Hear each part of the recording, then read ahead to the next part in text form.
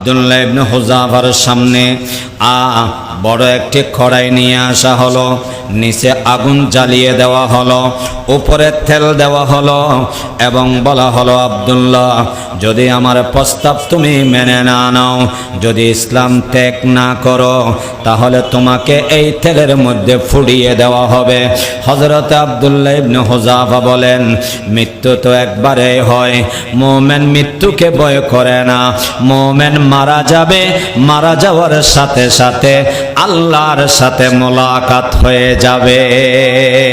হুরমা রোজ KG মঞ্জিলে ওয়রা বেরাওয়াম, হুরমা রোজ KG মঞ্জিলে ওয়রা বেরাওয়াম, রাহাতে যা তলবম ওয়াজ পায়ে জানা বেরাওয়াম, রাহাতে যা তলবম ওয়াজ পায়ে জানা বেরাওয়াম।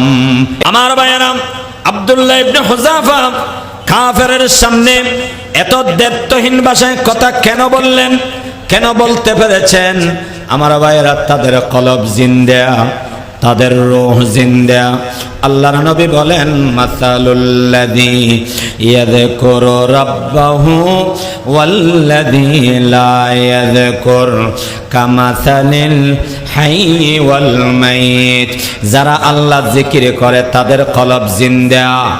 আল্লাহর নবী বলেন, আজ যারা আল্লাহর জিকির করে, জিকিরওয়ালা, তারা জিন্দা। জিন্দা মানুষ তো মরা মানুষকে কখনো ভয় পায় না, ঠিক কিনা? জিন্দা মানুষ তো মরা মানুষকে কখনো ভয় পায় না। কাফেরেরা মুর্দা, ইমানদার জিন্দা, জিকিরওয়ালা জিন্দা, জিকির সারা মানুষ মুর্দা।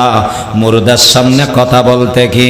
আমার ভাইয়েরা, সেজন্য আব্দুল্লাহ ইবনে হুযাফা রাদিয়াল্লাহু তাআলা আনহু দারতহীন ভাষায় ঘোষণা করতেছেন, मैं सूरत यूसुफ का नहीं चाहने वाला, वो कैसे के माँ निंद नहीं आशिक लैला, दिल में रत से खीरा किया एक अरबी ने मक्की मदनी, हाशमियो मुत्तलबी ने मक्की मदनी, हाशमियो मुत्तलबी ने।